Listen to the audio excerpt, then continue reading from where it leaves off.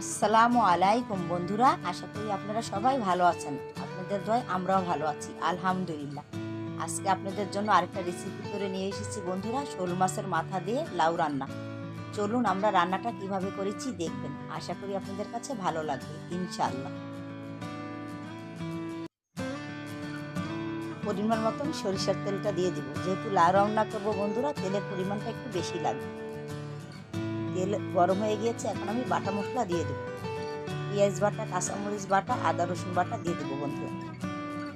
মশলাটা আমরা একটু তেলের মধ্যে ভেজে নিব, কাঁচা গন্ধটা চলে যাবে।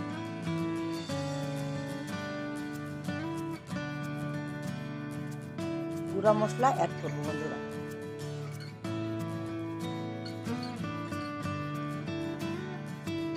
হলুদ গুঁড়া, ধনিয়ার গুঁড়া, জিরার গুঁড়া, সামান্য মরিচ গুঁড়া বন্ধুরা। লবণ পরিমাণ মতন দিয়ে দিব। এখন আমরা মশলাটা ভালো করে কষিয়ে নেব।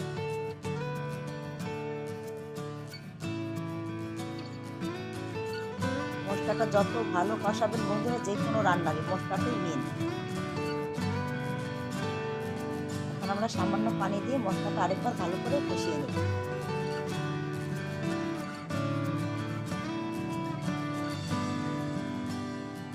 একটু নাড়াচাড়া দিয়ে দেবো বন্ধুরা, যে একটু নিচে লেগে না যায় মশলা। আমরা তেল ওঠা পর্যন্ত অপেক্ষা করব। তেল উঠে গেছে বন্ধুরা, এখন আমরা শোল মাছের মাথা দিয়ে দিই। বিসমিল্লাহির রহমানির রহিম। আমরা আর পানি দেব না বন্ধুরা, এই পানির মধ্যে শোল মাছের মাথা লেজ কষিয়ে নিব।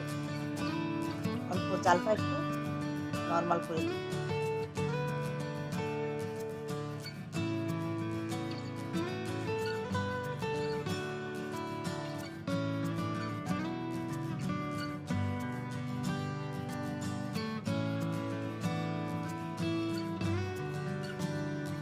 দেখুন বন্ধুরা, শোল মাছের মাথা ভালো করে কষিয়ে নিয়েছি, তেল উঠে গেছে।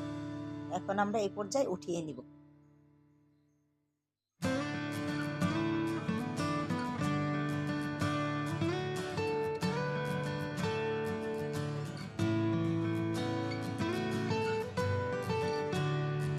অনেক কাছে ভেজেও রান্না করতে পারে বন্ধুরা, কিন্তু আমাদের কাছে তাজা মাছ তো কষিয়ে রান্না করলে ভালো লাগে লাউ দিয়ে।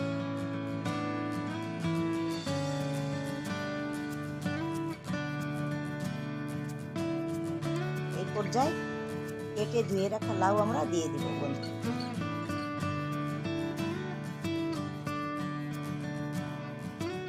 লাউটা নাড়াচাড়া দিয়ে দেবো বন্ধুরা।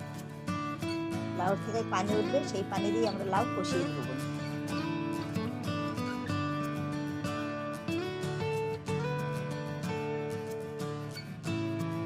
ভালো করে মশলাটা নাড়াচাড়া দেবো, কষানোর জন্য ঢেকে দেব।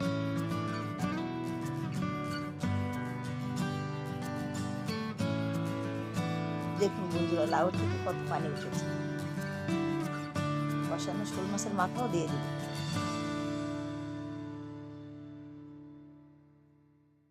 আমরা 5 মিনিটের মতো শোল মাছ দিয়ে লাউটা কষিয়ে নিই।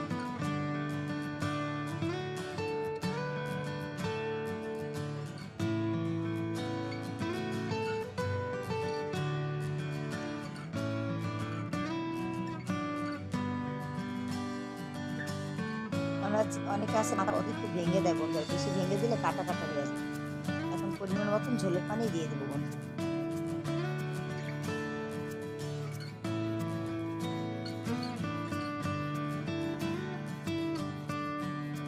ঝোলটা যে যেরকম খায় বন্ধু, আমরা একটু মাখা মাখা রাখবো লাউর সাথে।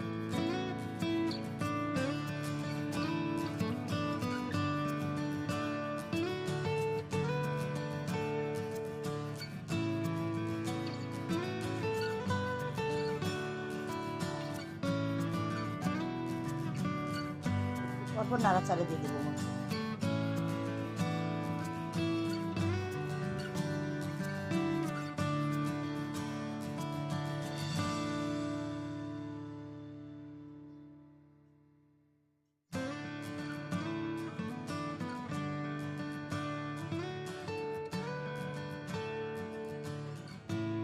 ঝোলটা কমে গেছে বন্ধুরা, এই পর্যায়ে আমরা কুচানো ধনেপাতা দিয়ে দিই।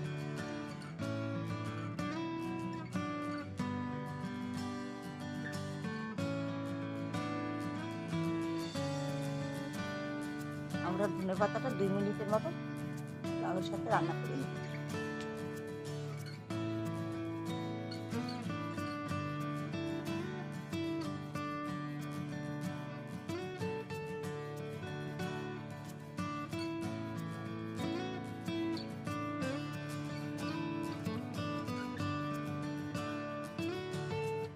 আজকে রান্নাটা এখানেই কমপ্লিট বন্ধুরা। চুলার জালটা অফ করে দিয়ে দিই।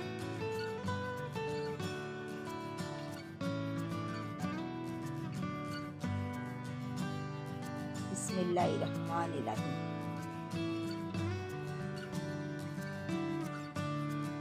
রেসিপিটি যদি ভালো লেগে থাকে বন্ধুরা, অবশ্যই একটু লাইক করবেন, কমেন্টস করবেন, ফেসবুকে শেয়ার করে দিবেন। আশা করি আপনাদের কাছে রেসিপিটি ভালো লাগবে। অবশ্যই ইনশাআল্লাহ আপনারা রান্না করে খেয়ে কমেন্টস করে জানাবেন কেমন হয়েছে। Thank you for watching. আশা করি আপনারা সবাই ভালো থাকবেন। আপনারা কী ধরনের রেসিপি দেখতে চান আমাকে কমেন্টস করে জানাবেন। আমি রেসিপি দেওয়ার চেষ্টা করি ইনশাআল্লাহ। এখন থেকে আমি নিয়মিত রেসিপি ছাড়ব। আজকের মতন আমি বিদায় নিচ্ছি। আল্লাহ হাফেজ। আশা করি আপনারা সবাই ভালো থাকবেন।